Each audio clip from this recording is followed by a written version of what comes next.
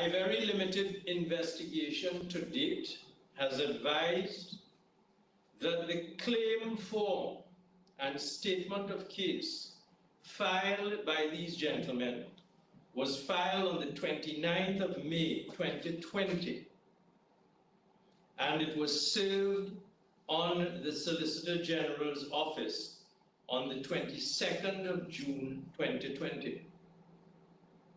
An officer of that department has signed for acceptance of service on the 22nd of June, 2020.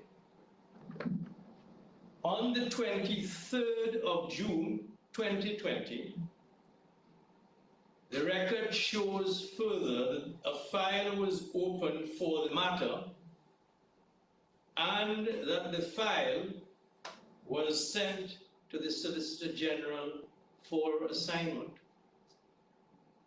Thereafter, the file disappeared.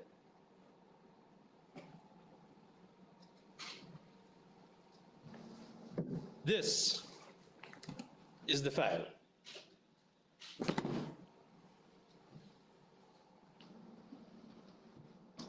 That file there is what disappeared on the 23rd of June 2020. What is on the table there, as a result of the efforts of Mr. Young yesterday, we have retrieved from the registry of the High Court, because Mr. Young got onto the registry and said, these are all documents filed with the High Court. Can we see them? Because until yesterday, when we got those papers, the Office of the Attorney General, the Secretariat of the Attorney General, and I will come to that, had never seen those documents. The file disappeared on the 23rd of June, 2020.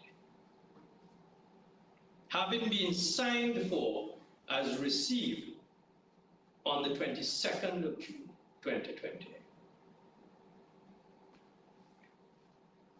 It seems incredulous, and it demands an explanation.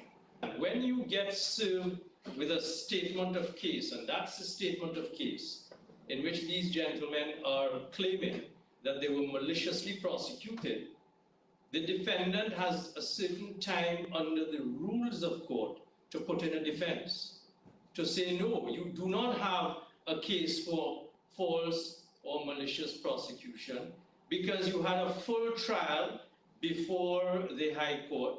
You made a no-case submission which was dismissed. There was a preliminary inquiry which ruled that there was a prima facie case made out against you, and your colleagues have been to the Court of Appeal and had their case dismissed because there were reasonable grounds to have charged you in the first case. In other words, there was a slam dunk defense available to the state of Trinidad and Tobago on that case, but for the fact that the file disappeared. Let me make it very clear. This is a very early stage. I do not want anything that I say to appear to be an indictment of anyone. I am addressing the understandable outrage and concern that members of the public must experience.